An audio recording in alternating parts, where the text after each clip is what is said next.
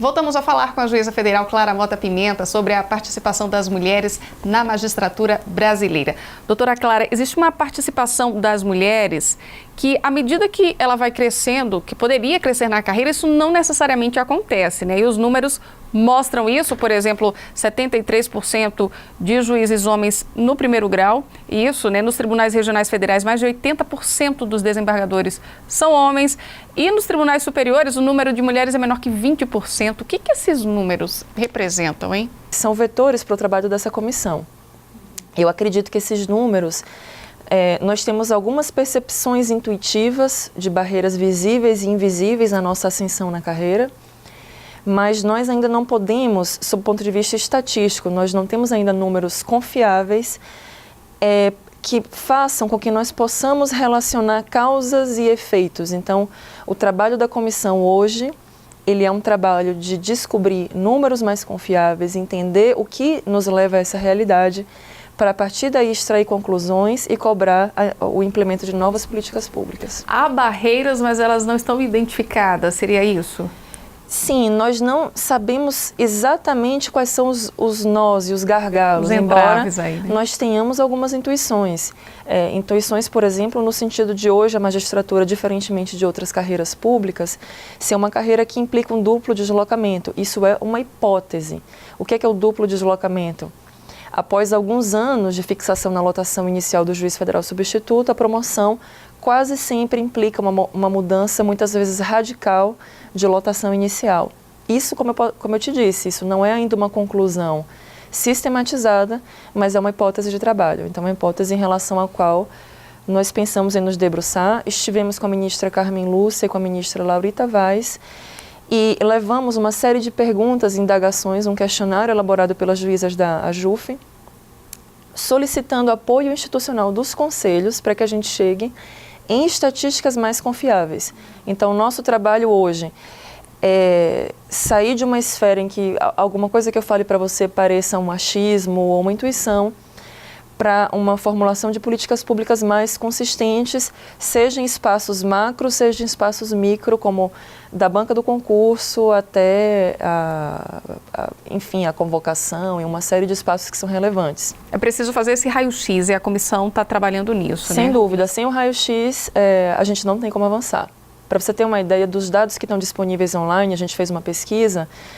Em bancas de concurso do TRF da primeira região, desde a Constituição de 1988, houve apenas 6 participações femininas.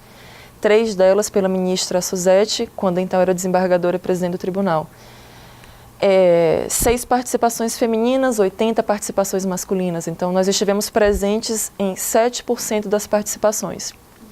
Então, quer dizer, quase em mais de 90% das vezes que uma juíza, uma cidadã, tentou concorrer e ingressar na magistratura federal, ela apenas se deparou com homens. E isso reflete, muitas vezes, na tipologia de perguntas que podem ser perguntadas numa prova oral, no conforto da candidata e, mais uma vez, insisto, na pluralidade ou não dos espaços públicos. Há mudança a curto prazo? Acredito que o fluxo tem sido positivo. A comissão tem tido uma receptividade muito mais positiva do que negativa. Acredito que é uma mudança de concepção de papéis e de estruturas que é lenta. Então, se nós criarmos aqui uma mudança no curto prazo como algo absolutamente necessário, eventualmente nós vamos nos frustrar. Mas é importante também dizer que hoje existe tamanho vácuo em relação a políticas dentro do judiciário sobre esse tema, que cada vitória é uma pequena vitória. Então, acredito sim em algumas vitórias no curto prazo, mas a mudança estrutural vai depender de muito trabalho. Existe interesse das mulheres para a magistratura federal? Sem dúvida que sim.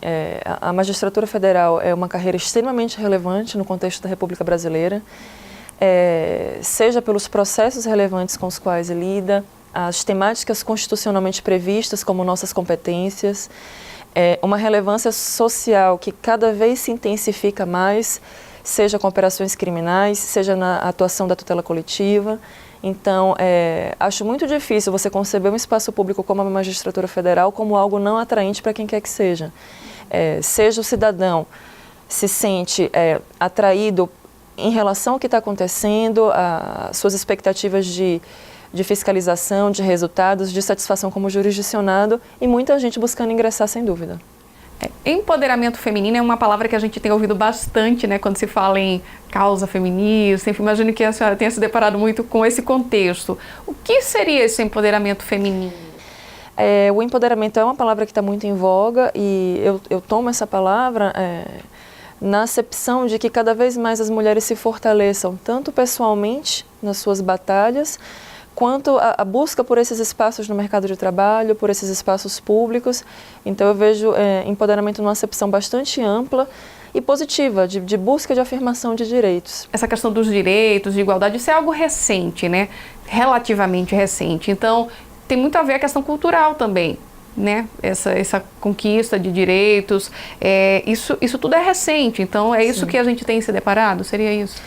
Sim, toda conquista de direitos ela é dura, né? Ela é precedida de muita batalha porque ela mexe com expectativas e com o status quo e com situações que muitas vezes se perpetuam em prol de grupos dominantes e toda a manutenção da coisa conforme elas estão sempre interessa a determinados agrupamentos sociais específicos. Então, o processo de afirmação de direitos ele é necessário e ele muitas vezes é incômodo e desconfortável, seja para quem resolve ser pioneiro nessas frentes e seja também para quem se sente afetado pelas mudanças. A senhora chegou a se deparar com alguma situação assim que, por ser mulher juíza, acha que houve um tratamento diferente e se passou por alguma discriminação? O tipo de discriminação que uma mulher magistrada sofre hoje em dia, ele é muito mais sofisticado e subliminar muitas vezes, porque o cargo em si, ele já traz uma certa percepção de distanciamento. Então, não é sempre que nós vamos ouvir uma espécie de gracejo, embora esse tipo de coisa aconteça e exista.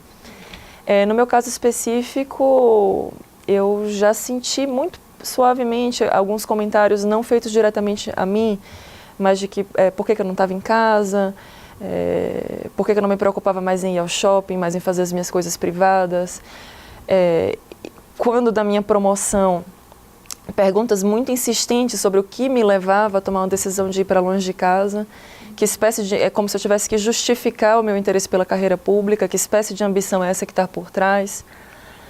Insistentemente as pessoas dizem, você é louca, por que você vai sair da sua casa?